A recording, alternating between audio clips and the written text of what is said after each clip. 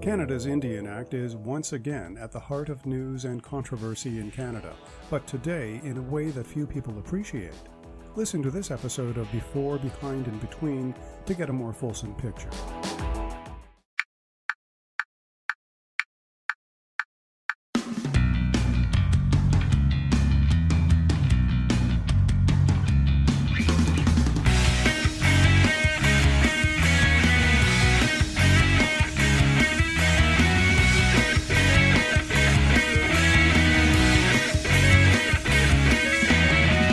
Podcast starts now.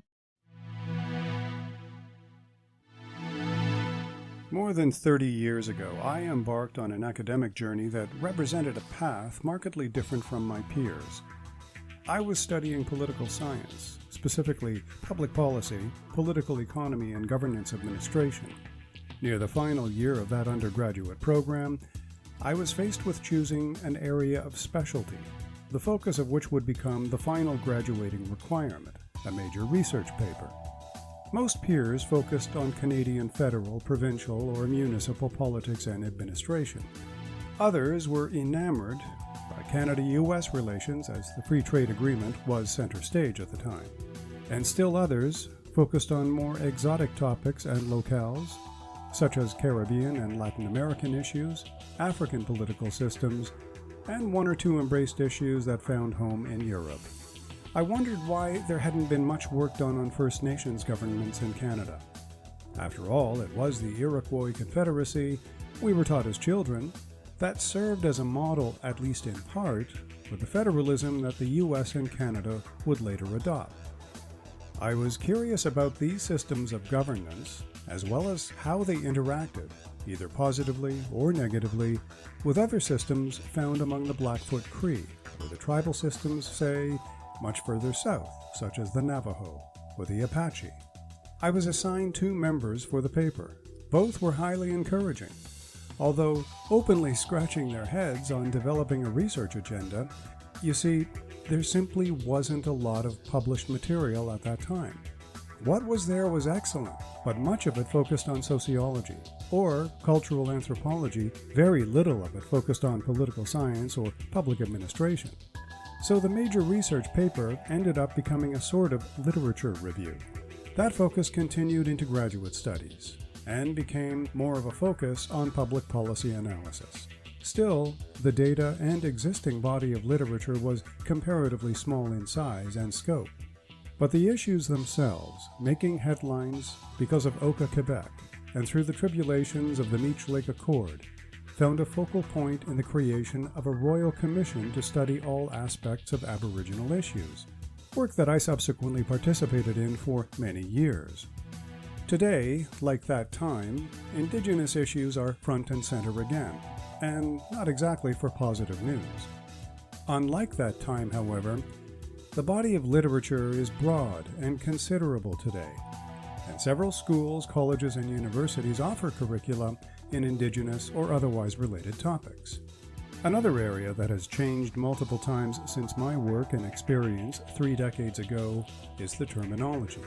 At the time of my work in academia and the Royal Commission more than 30 years ago, various words were used interchangeably, both by Indigenous organizations and people and non. Indian was still frequently used, as was Native, Aboriginal, and the then newer variety, First Nations and First People. It's only in the past several years that the word Indigenous has become the moniker of choice. Although today anyone can still scan the listing of Indigenous service organizations in Toronto alone and find the words Native used in the titles or descriptions of many organizations. As was the case then, propelling Indigenous issues to the center stage was something shocking or disheartening. Today, it is the growing number of mass and unmarked graves of Indigenous children on the sites of former Indian residential schools. Today, we also had a national commission dedicated to truth and reconciliation. And today we even have a national holiday, which is approaching, in fact, dedicated to truth and reconciliation. So it was in this light that it occurred to me. The work we did more than 30 years ago was done well prior to the digital age. While some of it has been digitized and made available online, much is not, and may never find life online. I have always said that we have to look behind occasionally to know where we are going in the future. So I took two important works of mine, one from academia and one from my work for the Royal Commission, and assembled them into one publication, a new book that faithfully reproduces those documents and hopefully offers readers a bit of a time capsule to see what was happening then, what was different, and what hasn't changed, despite more programs, more books, more awareness, and different terminology. That book, available very soon through Amazon, is called Canada's Indian Act, Policy Perspectives from the Years Defined by Meech Lake, Oka, and the Royal Commission, or simply Canada's Indian Act. Because, in spite of everything, the Indian Act, still so named, was and remains the center of everything. Visit stephenchristiansen.ca for information on how to get your copy, which will be priced at a level merely to cover the hard costs of printing, binding, etc., as well as for more episodes of Before, Behind, and Between. This podcast is available on all platforms and podcast streaming apps, including Anchor, Spotify, Apple Podcasts, Google Podcasts, and TuneIn. I'm Stephen Christiansen. Thanks for listening.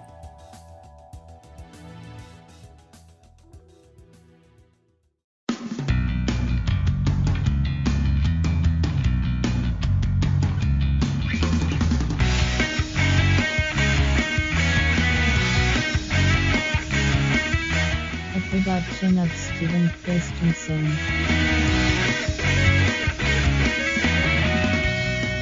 Podcast complete.